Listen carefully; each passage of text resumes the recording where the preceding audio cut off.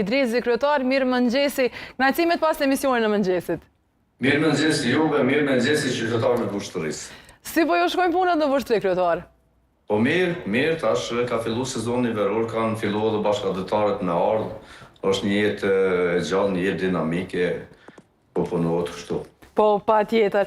Kryetar, kështu që mos t'ju marrë shumë kohë, se di që keni ju vazhdimisht jeni të angazhuar dhe një gjë që duhet përmendur, realisht është që jeni vazhdimisht në terren, kështu pranë qytetarëve.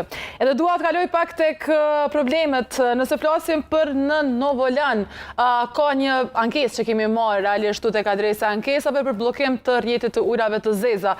Ka ndonjë planifikim për andej, kryetar?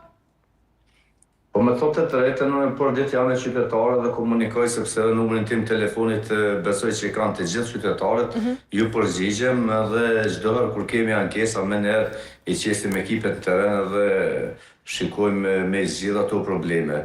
Planifikimet i kemi, do me thonë, për shtrirje të rrjetit të kanalizimit edhe në atë pjesë ku nuk është rrisë pjesa më e madhe fshatit Novolan veç e kanë të zgjidhur problemin e kanalizimit. Kemi kontratë, kompania është në terren, është duke punuar, edhe kisha pas dëshirë që ai qytetar që e ka adresuar ankesën të ju të adresoj edhe në numrin tim të telefonit 044 509 633, edhe me njerë sot desesu me ekipen shohim çka është problemi edhe çka mundu me i ndihmue. Po, pa tjetër të falenderoj shumë për këtë se përmenda pak që e keni këtë çastin e drejt për drejt mesatar që duhet vlerësuar.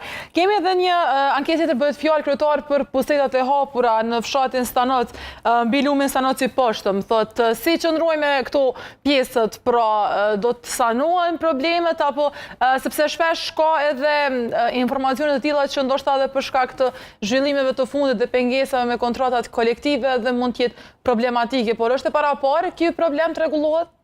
Po, më të vërtet na ka dëmtuar shumë se tash jemi bodë natë tepër si kryetarët e komunave të ju anku qytetarëve, po duket që i kemi ngarkuar dhe beso kjo është arsyeja që po duam me u kursy mos me përmend.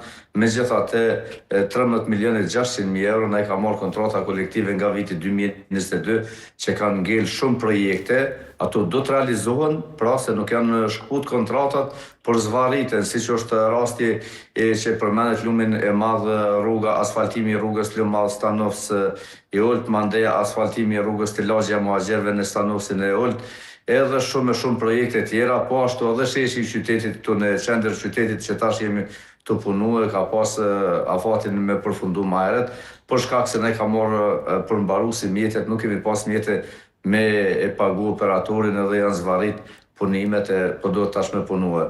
Edhe ato poseta unë e di që para 3-4 dite ka dalë ekipa në terren edhe pikërisht të Stanovsi Olt, do me thonë të ura që mi lumin lap ka qenë një grop, do me thonë dhe është sanu, po ashtu edhe të ura mbi lumin Silnica.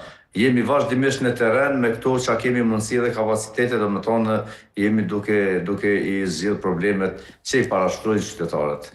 Po, edhe kryetar dua të pyes edhe pak para se t'ju liroj kështu për problemet dhe rrezikun nga qendra Dacak. Ka komuna ndonjë planifikim apo si qëndrojmë me këto menaxhimin e kësaj çështje, sepse është goxha problematike dhe raportohen për ditë raste.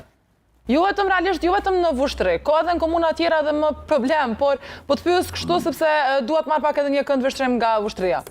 Me thonë të drejtën, mendoj që ne kemi menaxhu mas miri, do me thonë këtë drejtim qenit e Dacak, për shkak se i kemi angazhu 2 kompani veterinare për menaxhim. Këto janë marrë përmes një kontrate përmes tenderit dhe ato janë të operuar në terren, bëhet trajtimi i qenve, tani për tani situata është e menaxhueshme.